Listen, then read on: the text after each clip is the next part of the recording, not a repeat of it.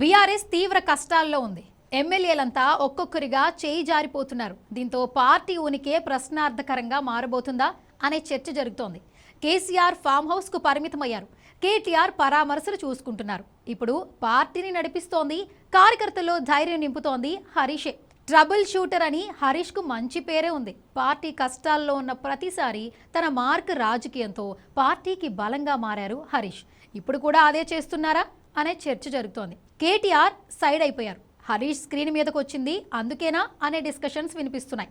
Party ఫిరాయించిన ఎమ్మెల్యేలపై ఫిర్యాదు చేయడానికి పార్టీలో ఉన్న ఎమ్మెల్యేల ప్రోటోకాల్ కాపాడాలంటూ స్పీకర్కు ఫిర్యాదు చేయడానికి వెళ్లిన బృందానికి కేటీఆర్ఏ నాయకత్వం వహించారు.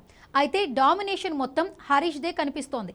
బీఆర్ఎస్ ఎల్పీ కార్యాలయంలో బీఆర్ఎస్ ఎల్పీ నేత కుర్చీలో హరీష్ కూర్చుని మాట్లాడారు.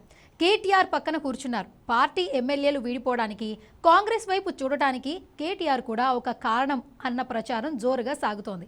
దానం నాగేందర్ ఈ మధ్య ఇలాంటి మాటలే మాట్లాడారు. పార్టీని కార్పొరేట్ సంస్థలా మార్చారని, ఆ పార్టీలో ఎవరి మాటకు విలువ ఉండదంటూ కేటీఆర్ టార్గెట్గా విమర్శలు గుప్పించారు.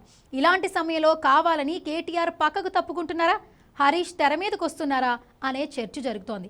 కేటీఆర్ తీరుతోనే బీఆర్ఎస్ మీద ఎమ్మెల్యేలకు అటాచ్మెంట్ లేదు అనే కారణాలు వినిపిస్తున్నాయి. ఎక్కువ మంది ఫిరాయింపు ఎమ్మెల్యేలు ఉన్నప్పుడు వారితో కాస్త ఎమోషనల్ బాండింగ్ పెంచుకుంటే కష్టాలు వచ్చినప్పుడు ఉండేవారని, కానీ పార్టీలో ఉన్నా ఒకటే లేకపోయినా ఒకటే అన్నట్టుగా ఉండటంతో పరిస్థితి మారుతోందనే చర్చ జరుగుతోంది. పార్టీని వీడిపోతారన్న వారిపై కూడా పరుషపరమైన వ్యాఖ్యలు చేస్తుండటంతో పరిస్థితి మరింత దిగజారుతోంది. ఇలాంటి పరిస్థితిలో కేటీఆర్ కన్నా హరీష్ రావునే ముందు పెట్టాలన్న డిమాండ్ అంతకంతకు పెరుగుతోంది.